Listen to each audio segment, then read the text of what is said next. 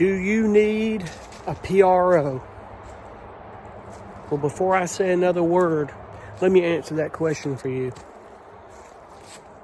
Yes, you do. Now, folks, when I say PRO, I mean Performing Rights Organization. That's BMI, ASCAP, CSAC. You get the point. You get the idea. I'm getting on here to talk about that real quick for one reason. I'm hearing people talking about you don't need a PRO. And I know of one company. There's one company, and you've heard of them, Epidemic Sound. You're not allowed to be with one if you compose music for them. It's not that you're not allowed to compose music with somebody else. You're not allowed to be with a PRO. Now, any legitimate sync company in the world would never tell you not to be with a PRO. In fact, you're required to be. And there are some stock music companies out there that actually encourage you to put your IPI number in there in your PRO affiliation. Because there are people that take stock music and actually broadcast it. Not as much as you would with a sync library, but it happens. I mean, I know of somebody that got a $3,000 sync placement in their back-end royalties from music they sold out of a stock music library. So it's not impossible. It really isn't. But you've got certain people out there saying stuff like this, and if they're trying to make a different point, they didn't get their point across well enough. They really didn't. And one individual that was talking about it, this guy, I can guarantee you, it baffles me why he would even mention something like that, because he opens his royalty statements every quarter because he's got his own publishing library, his own sync library, and music of his own, and he does really well. And it baffles me, and I'm kind of hoping he'll get on and re-clarify his point, that hopefully he's not telling people not to, or you don't have to anymore, or the days of signing with PROs are dead, because that's not the truth. That's not the truth. That's simply not true, guys. And I'm telling you right now, it's not true. It really isn't true.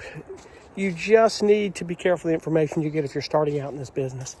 Now, that's not to say that there aren't programs going on or stuff that people are doing differently that are going by a different avenue, because there are some companies that are doing direct licensing that are even beyond stock companies that are trying royalty share things that are pretty much outside of a performing rights organization. But when anybody that broadcasts music out there in the real world, and the ones that are supposed to be doing it, they're filling out cue sheets, and you want to make sure that you're on those cue sheets. And the thing about this business is you don't know what your music is doing. You don't know where it's going. And you would be a fool not to do so. That also goes to the point that I've talked about neighboring rights royalties. You need to go file. You need to go get filed for somebody to collect your neighboring rights, because all these years, and just recently have learned last year, that I'm not getting all my foreign royalties. A lot of these foreign royalties you see on your royalty statement, some are good and some are, nickel and dime pennies, and it happens. And you don't see what song it was or what TV show a lot of times, because even BMI or ASCAP doesn't know. They just know that your IPI number was on some sheets or some payments that were sent over. And it could have been through, worldwide sub-pubbing, and they just sent it over and they didn't really care to get the detail. But the thing is you're not getting all your money, and I didn't know that. I'd always heard from the conferences and people talk about neighboring rights, but I didn't really catch on that I had to actually go get somebody to get the money for me, that there was actually money out there, and I did that. And I referred that company in one of my last videos, talking about neighboring rights. You should go watch that. And if you're having trouble finding it, let me know and I'll refer it. This agency, I've sat with him at the production music conference this last year. And Chris is a very nice guy. He's just very informative. Spent all the time in the world with me that I wanted. We sat there at the bar and had a beer, and he had a round table. And go watch his video he did with Marlon Gibbons, and that was where the light bulb came on. I really need to do this. What is going on? I didn't know this. So do that, and that just reiterates that you do have to be with a performing rights organization. And please, if you're getting into this, go with BMI or ASCAP or whatever suits you best. A lot of people are going with BMI. It seems should we work better for them. I've never been with ASCAP. I've been with BMI since 1998. Yeah, it's been a while. I wasn't really making any royalty money till years after that. I wasn't making it in 1998, but some things we were doing, I needed to get affiliated. And these were the days where you'd fill out the sheet of paper and you'd mail it into Nashville. You really didn't do everything online and digital. That wasn't happening. I mean, I can appreciate we have today because we had to go through all that rigorous paperwork and mail it in and hope somebody, a pencil pusher at a desk somewhere, was entering that information correctly. And apparently they were. Lots changed with that. So, but listen, guys, just don't, no matter what you do, don't let a company tell you you're not allowed to be with PRO, and do not close your PRO account. I've heard people say, I'll close my PRO account and all that just to go write for Epidemic Music if they're giving me $500 a track. Well, let me let you in a little something about Epidemic Music. That's corporate greed at its best, and their intentions. Any company with intentions that tells you do not get with a PRO, they do not have your best interest at heart, your future, and they have very bad intentions. Don't think that Epidemic's going to take every track you send them, unless you're some amazing composer, and I'm not saying you aren't. But once they give you that $500, you're never going to see a dime of money from that music ever again. It's in that library for good. And the only thing they have is a mechanical share with mechanical royalties, kind of like streaming. And that's about enough to go get a hamburger a year at McDonald's. There's no money in that. And behind it all, you can't tell me that Epidemic Sound isn't making money with that music beyond giving you your $500. They have to recoup that money somewhere. And a lot of it is your subscription dues. They're making billions of dollars off. But there's going to come a day where they're going to dump that catalog to a big entity, and that you don't have access to that music ever again. And somebody's writer and publisher share is going to be on that music, and it won't be you.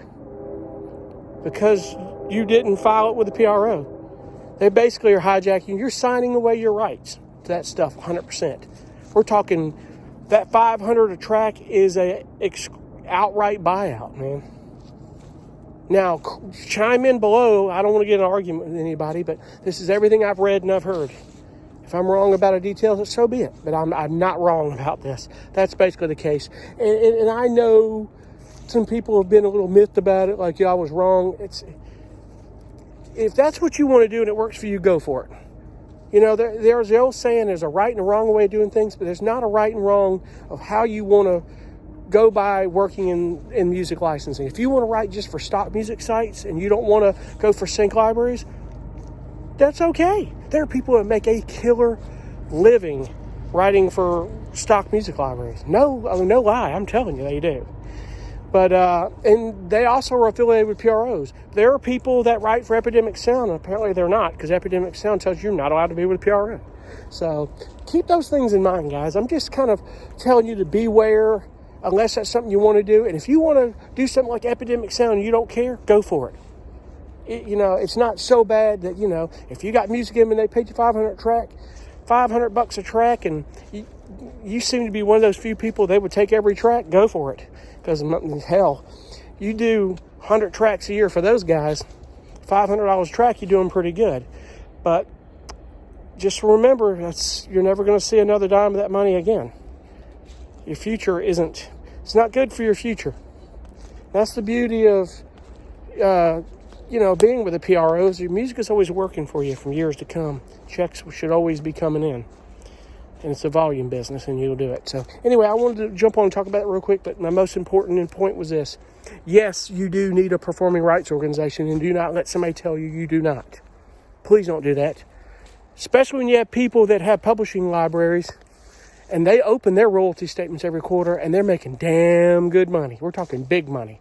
And I'm not talking about $12,000, $15,000 a year either. I'm talking probably 6 figures a year or more, double 6 figures in some of these people.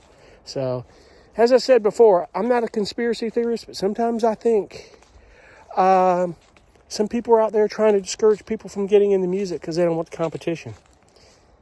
When the truth is that The TV licensing business is growing so much. There's so much money out there, billions of dollars. It's a multi-billion-dollar industry. And so much money out there that there's plenty to go around on that stuff. In fact, truth be known that the bulk of that multi-billion-dollar industry, that money's going in bigger pockets than us. So those bigger pockets are still distributing that money. There's a buku of room for more composers to come in on it and collect on that and make a good living at it for many years to come. And I've heard that from so many people, and from so many. I've actually heard it from people that are music supervisors and publishing libraries. They're these big entities, these publishing libraries. These are the guys that are making millions a year and telling you, they need more music. And it also goes to a point of never once have I had a library tell me that instrumental music was dead either. Don't buy into that either, my friends. That's the majority of what's used in film and TV. And by volume, it works. Now, I'm not saying singer-songwriter stuff pays great. The license up front is fantastic. You make great in royalties, that's great. But, if you're a singer-songwriter, that's all you do. You may only be writing 45, 50 tracks a year because that's your main focus. And that's what you do in your forte. Go for it. You'll do well at that. But when you're an instrumentalist like me, and I don't sing, not to say that I haven't written with singers, I have and I can. My main focus is instrumental, and I know what it takes to do that. I've learned that, and I'm still learning things all the time. So anyway, I'm running long. I'm going to get off. I'm just out here going for a walk. I take a hike out here sometimes to get me a couple miles into this place. It's beautiful out here. It takes me to a big lake that we have here in South Carolina. But anyway, I'm jumping off, and hope you guys are well. I want to try to get on and talk more a little bit about things with licensing. As I said, I'd like to maybe break down some things, talk about some stuff specifically for people that are new or trying to get into music licensing. As I told you also, I'm not the be-all, end-all. I don't claim to know everything, and I don't. But I do want to get on and share things that concern me or share things that have worked for me that I know that work, and try to pass on things that bad information people are getting about this. You don't have to join a PRO. Don't do it. Don't buy that. Or instrumental music is dead.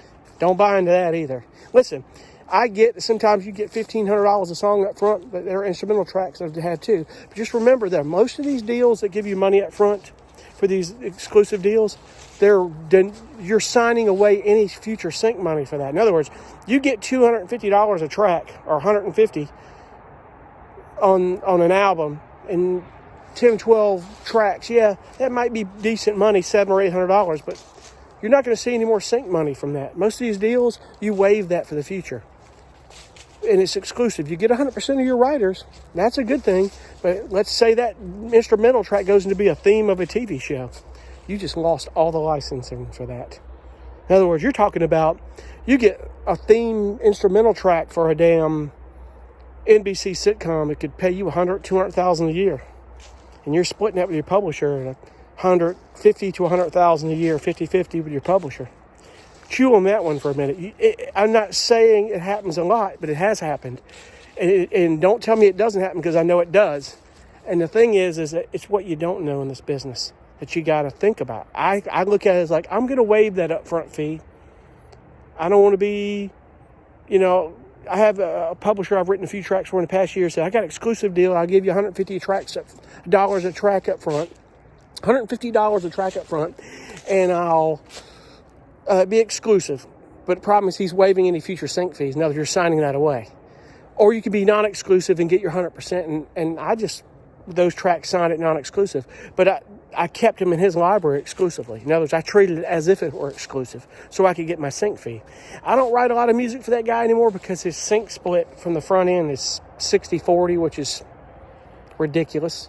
I mean, occasionally I get him some tracks, but 50-50 is the standard, and that's just the way it is. But anyway, I'm off. I hope you guys are well. Thank you so much for watching. We'll see you guys on the next video. Be cool. Bye.